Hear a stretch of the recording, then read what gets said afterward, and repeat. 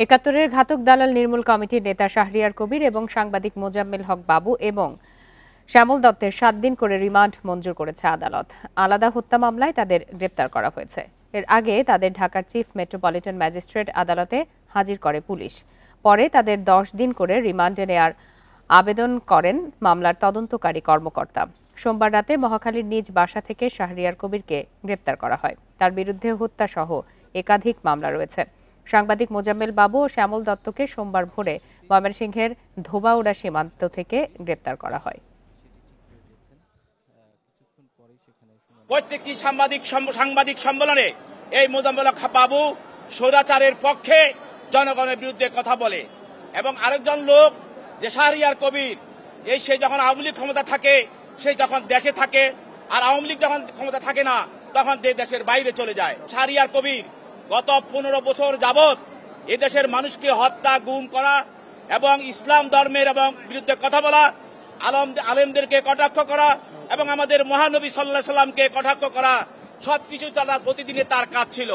আমরা বলেছি যে রিমান্ড নেওয়ার মতো কোনো উপাদান বা গ্রাউন্ডস নেই, শুধু মিথ্যা মামলায় উদ্দেশ্য প্রণোদিতভাবে এবং হয়রানি করার জন্য এই মামলায় রিমান্ড চাওয়া হয়েছে। আমরা শাহরিয়ার কবির সম্পর্কে বলেছি উনি বাংলাদেশের একজন সিনিয়র সিটিজেন, উনি বিশিষ্ট লেখক, সাংবাদিক, কলামিস্ট এবং বুদ্ধিজীবী।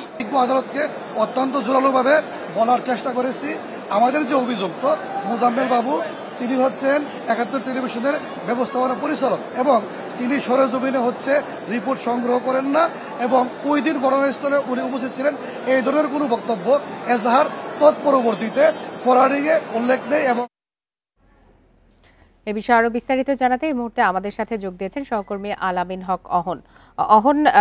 শাহরিয়ার কবির এবং সাংবাদিক মোজাম্মেল হক বাবু এবং শ্যামল দত্তের 7 দিন করে রিমান্ড মঞ্জুর করেছে আদালত। আমরা আইনজীবীদের বক্তব্যের খানিকটা শুনতে পেলাম, আপনি তো সেখানে ছিলেন, আপনার সাথে আইনজীবীদের কথা হয়েছে, বিস্তারিত কি জানা গেল? আইনজীবীরা কথা বলছেন আদালতে বিশেষ করে কি ধরনের কথা হয়েছে সেই বিষয়গুলো বলছিলেন। আদালতের বিচারক একসময় মোজাম্মেল বাবুর কাছে জানতে চান এই বিষয়ে আপনার কোনো কথা আছে কিনা। মোজাম্মেল বাবু জানিয়েছেন তার বিরুদ্ধে অপপ্রচার হয়েছে এবং তিনি দাবি করেছেন বিগত সরকারের আমলে তিনি সরকারের দাবিদারি করেননি। এবং আমি আদালত চত্বরের একটু দৃশ্য দেখাতে চাই।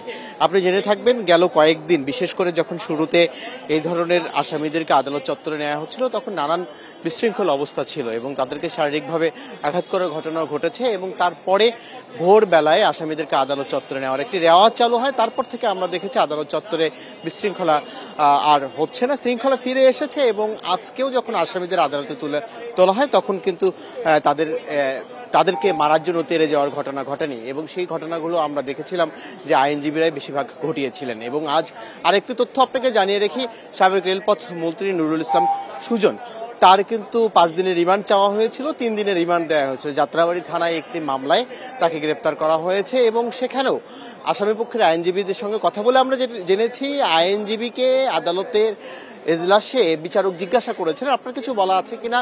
সুজনও জানিয়েছিলেন যে এই হত্যাকাণ্ডের সঙ্গে তিনি সরাসরি জড়িত নন কিংবা নির্দেশদাতা হিসেবেও জড়িত থাকার তার কথা নয়। তিনি জানিয়েছিলেন যে যখন এই হত্যাকাণ্ডের ঘটনাটি ঘটে তখন তিনি তার নির্বাচনী এলাকা পঞ্চগড় 2 সেখানে তিনি ছিলেন এবং নির্বাচনী এলাকায় থাকার কারণে এই হত্যাকাণ্ডের যে অভিযোগ তার প্রতি আনা হয়েছে সেটি একেবারেই অমূলক বলে তিনি দাবি করেছেন। এবং আপনি জেনে থাকবেন এছাড়াও আজকে আদালতে আরো বেশ কিছু ঘটনা ঘটেছে।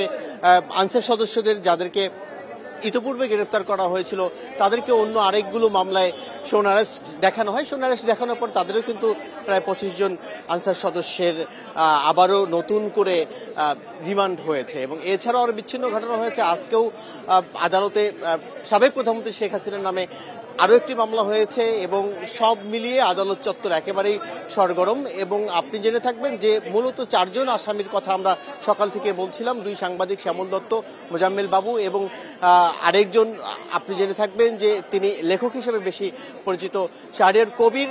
সেই সব আসামিদের আইনজীবী কিন্তু বারবারই দাবি করছিলেন এই ধরনের ঘটনার সঙ্গে তারা কোনোভাবেই সম্পৃক্ত নয়, তাদেরকে ফাঁসানো হচ্ছে। তবে রাষ্ট্রপক্ষের আইনজীবী কিংবা বাদীপক্ষের আইনজীবী বারবারই বলছিলেন বিগত সরকারের আমলে তারা অনেক সুযোগ সুবিধা নিয়েছেন এবং তাদের মদদেই এই হাসিনা সরকার স্বৈরাচারী হয়ে উঠেছেন।